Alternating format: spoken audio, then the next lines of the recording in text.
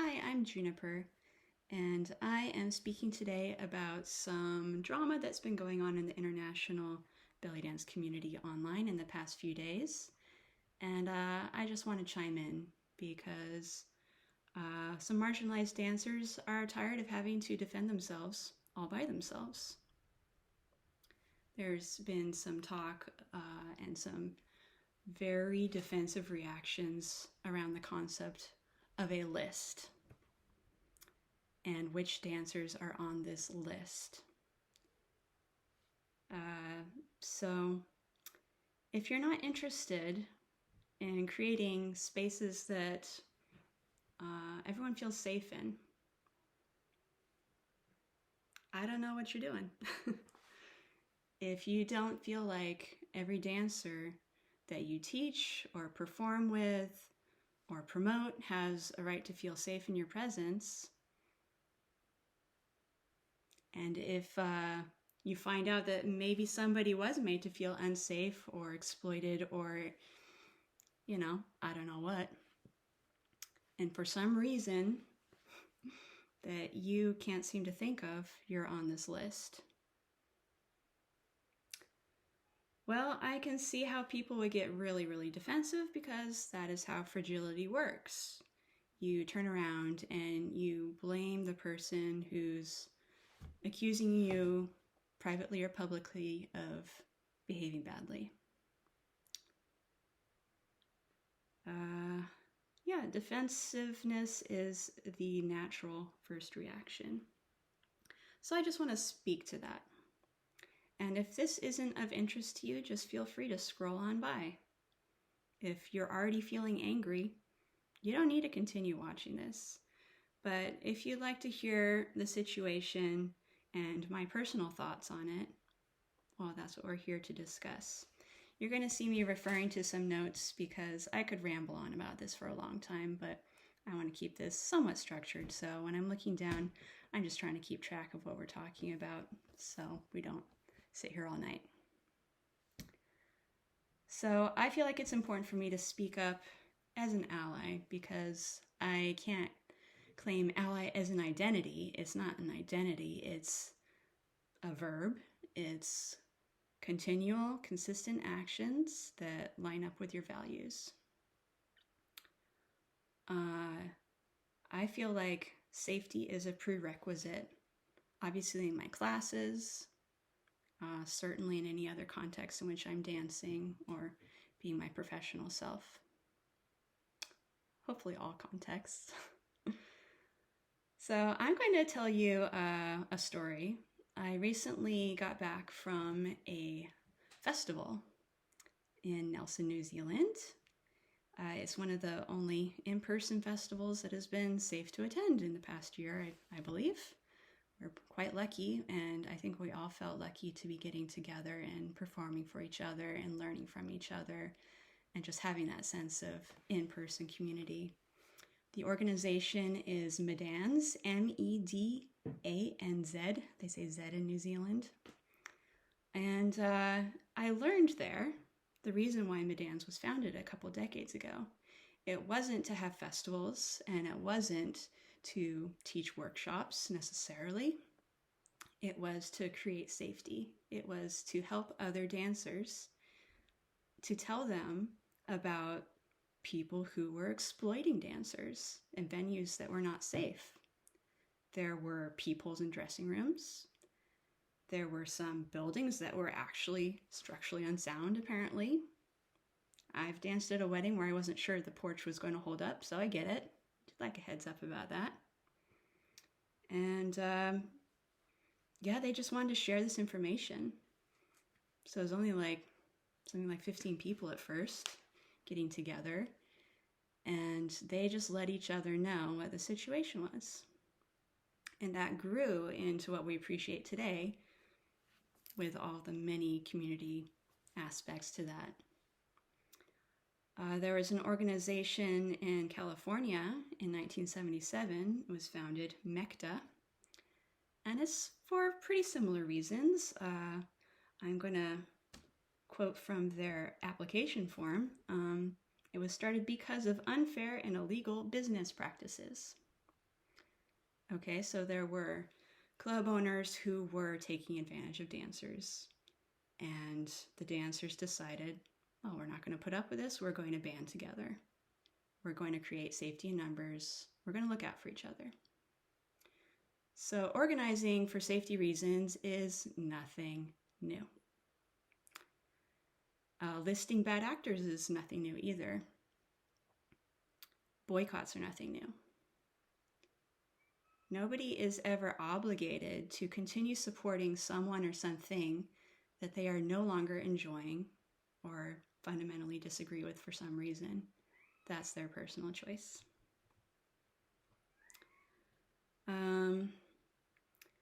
So while MECTA was founded because of unfair and illegal practices, there's plenty of behaviors that are not illegal, but which are pretty crappy to deal with, and no one should have to. Bigotry is not illegal exactly. Pretty easy to get away with. And those who are engaging in it may not even realize that what they're doing is in fact something that could be called bigotry of any kind. I know that the idea of white fragility, for example, is that when your own behavior is called into question, the reaction is to be like, no, I'm a good person, or to defend somebody because you know they're a good person. That may be true, but if they haven't learned how to listen, then that's not great. And it's really exhausting for people who've had to deal with these interactions their whole lives, and they may not even have the energy for that conversation every time. They just don't want it to repeat, and they don't want their friends to have to deal with that either. So they're going to talk to their friends.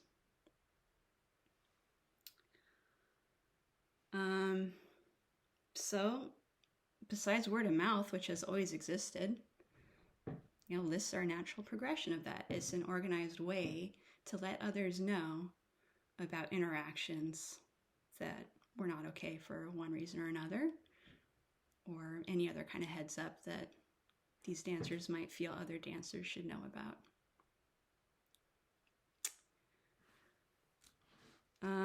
I'm going to tell you another little story, which was about a Facebook group that was created last year, and it imploded in very dramatic circumstances.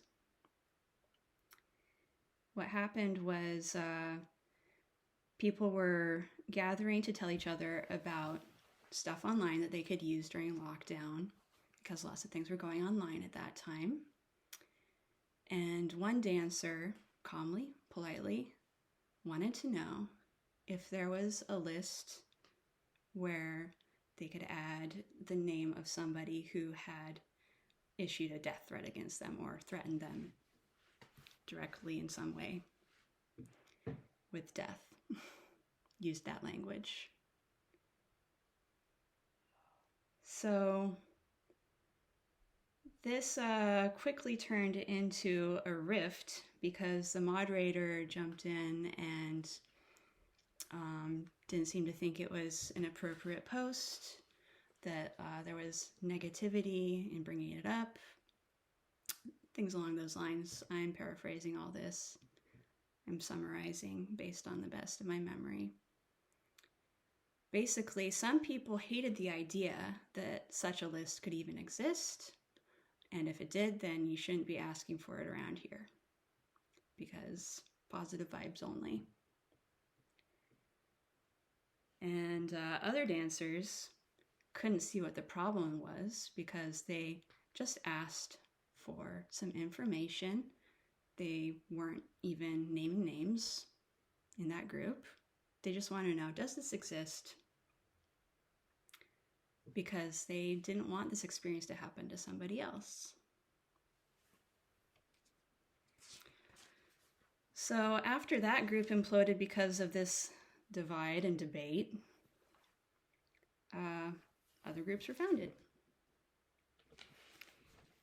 Some people thought it was very important to defend dancers' rights to look for this information, to be provided with this information.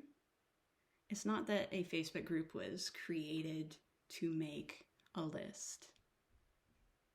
I actually am in a different Facebook group called Bellydance Costume Blacklist. That's the name of the group.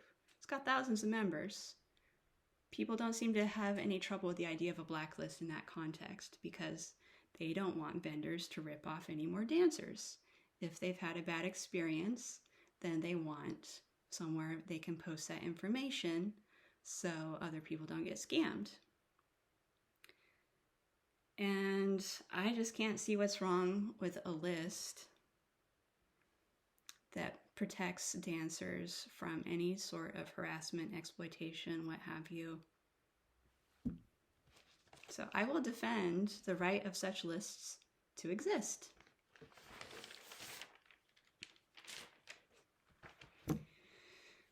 Positive vibes only as a rule. If you enforce that rule, then the effect can be to silence people, either implicitly or explicitly. People feel silenced and they're going to go elsewhere, which would be sad because we don't want people to have to go elsewhere in order to feel safe. We want them to be with us. We want to feel like we are safe people to be around. So if there's any connotation that we're not, yeah, defensiveness is natural. We don't want to feel like we're, like we've done anything wrong, but it is an invitation to re-examine and listen.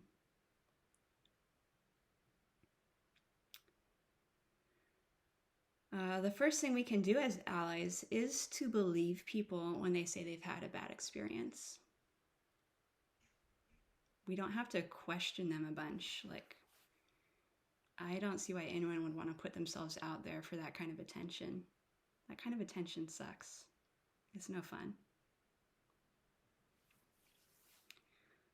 Secondly, I'm not going to attempt to police reasons why someone would feel like a name should be added to any particular list. I haven't seen any lists. I have not looked for these things. I'm just defending their right to exist.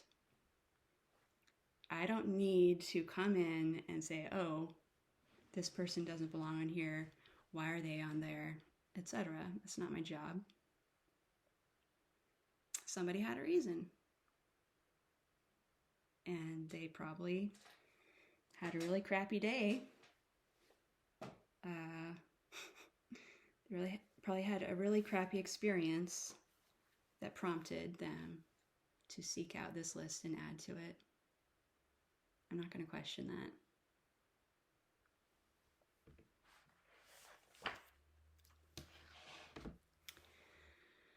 So if someone you admire is on a list and you find out about it, yeah, you want to jump to the defense of your favorite people because they've always been lovely to you.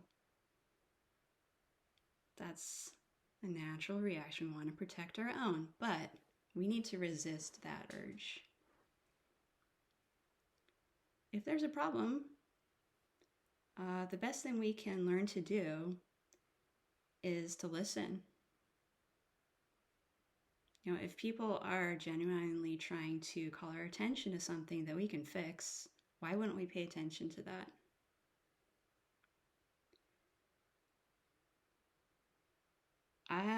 I think one of the biggest life skills I've been working on in my 40s is how to listen and apologize. Because I have in the past been very attached to being right and the reasons for my actions, because we want to believe that intentions, being good, means no harm done. And if harm was done, oh well, but I had good intentions. We're focusing on the wrong thing if we don't think about our impact first.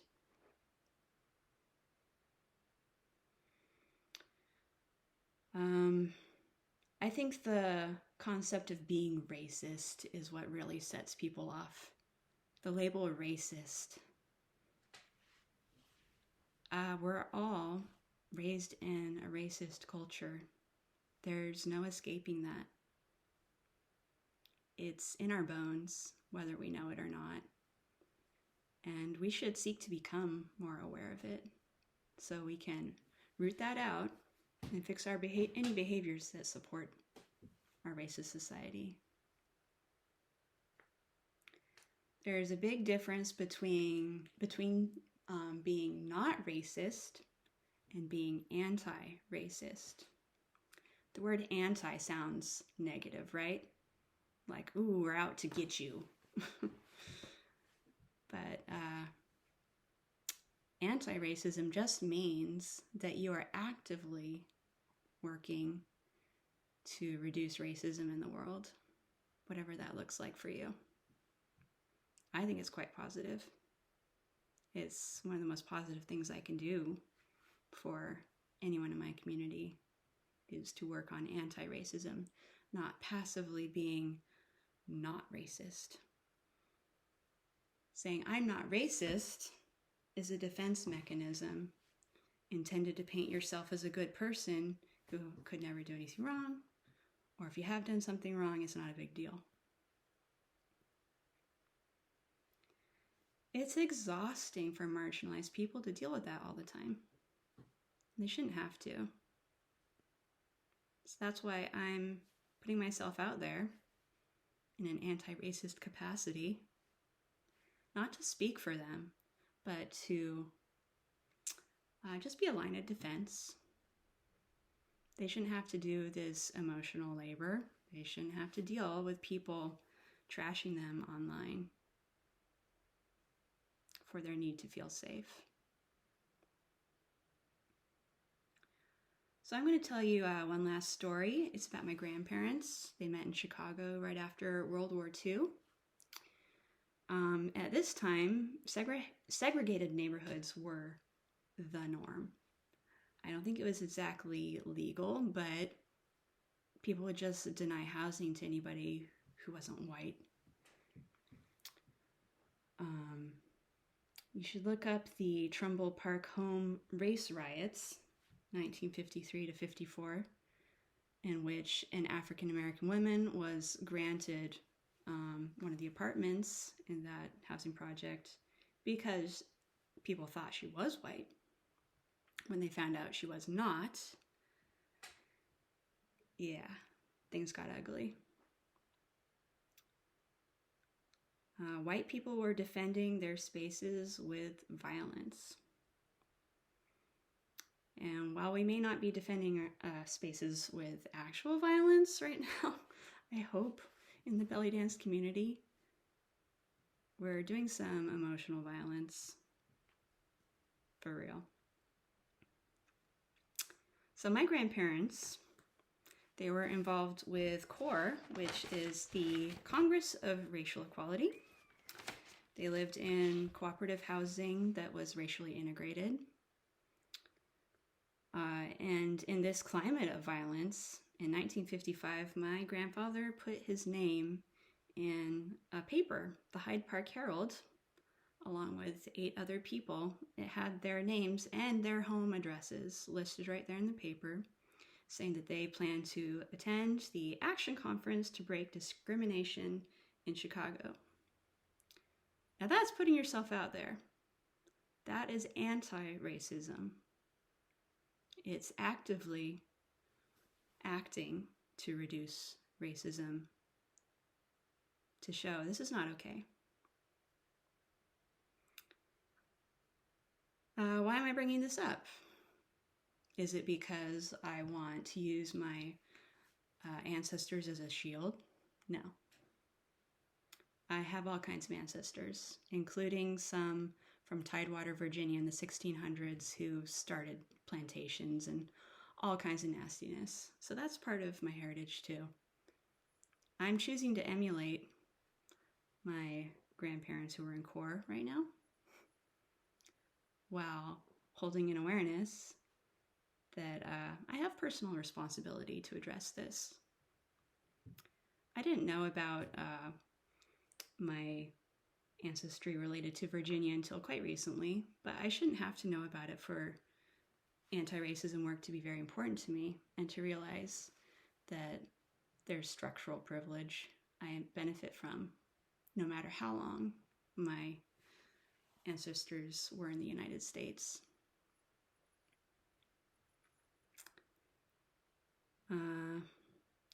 So I don't get a free pass. My parents don't get a free pass, even though, they marched in the 70s and 80s. Took me along to some of those. Yeah, they did some good stuff. That doesn't mean that they get a free pass forever. Your actions, they need to continually line up with your values, the values that you state are important to you. And if you haven't thought about your values and restated them recently, it's a good time to think about it. Think about how your actions line up with that. Is it passive? Just like, I think and believe this thing. Or is it active? I do something about it.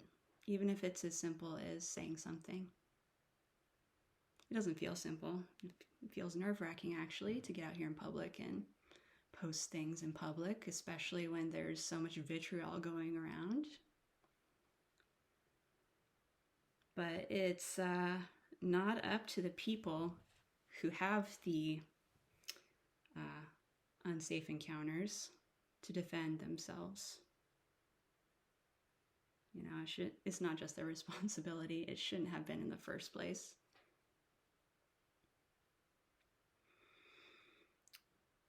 So the most important thing for me is to work on how to deal when I mess up, because I am totally going to mess up. I've been working on myself for a few years actively. But yeah, life gets busy. Stuff gets in the way. I can get slack. Or I just may not realize the impact of my actions sometimes and have to reevaluate, make it better, however I can. Hopefully someone brings it to my attention in a respectful way. That's the easiest thing to deal with, is if, you feel like you're being approached in a respectful way, but they don't owe you that. Not if they're hurt. They don't owe you forgiveness either. Hopefully you can still get it. I hope when I mess up that I can react in the right way, even if it's for something really embarrassing, like learning to apologize correctly. I'm putting myself out there because I hate seeing marginalized dancers used as punching bags in other videos. I have not watched this video that is going around right now, because I've been given to understand that it's really, really horrible and I don't need to subject myself to that.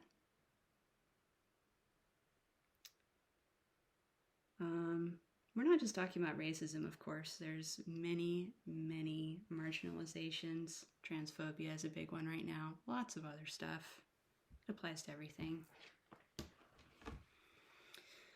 So just to wrap up, since it's been over 20 minutes of me talking at you, if you're still here and this video has raised feelings or questions for you, I am open to conversation. I am happy to have good faith conversations where you're actually open to engaging with me respectfully and trying to understand where I'm coming from. And I'll do the same for you, as long as that's promoting learning. Maybe we can learn something from each other. I don't know. I hope so. Any sort of inflammatory comments will be ignored or deleted. I don't owe you anything if you're going to treat me like crap. And I want to let you know that it's not that you have to share my values in order to be on my good side or something. This isn't about how you vote necessarily. I have people in my life who definitely would not vote the same as me, but I know that they treat people with respect regardless of what the other person's values are. They just have that sort of basic human dignity that we sometimes forget to remember. If you can't commit to always treating people with respect, if you don't share my priority to create spaces for dance that are safe for everybody, well, please don't work with me. Do me a favor, don't ever work with me if you don't think that safety and feelings matter. Save us all some time. You won't lose anything. I won't lose anything. We won't have to interact. I'm committed to making the dancers I work with feel safe. Number one. So feel free to share.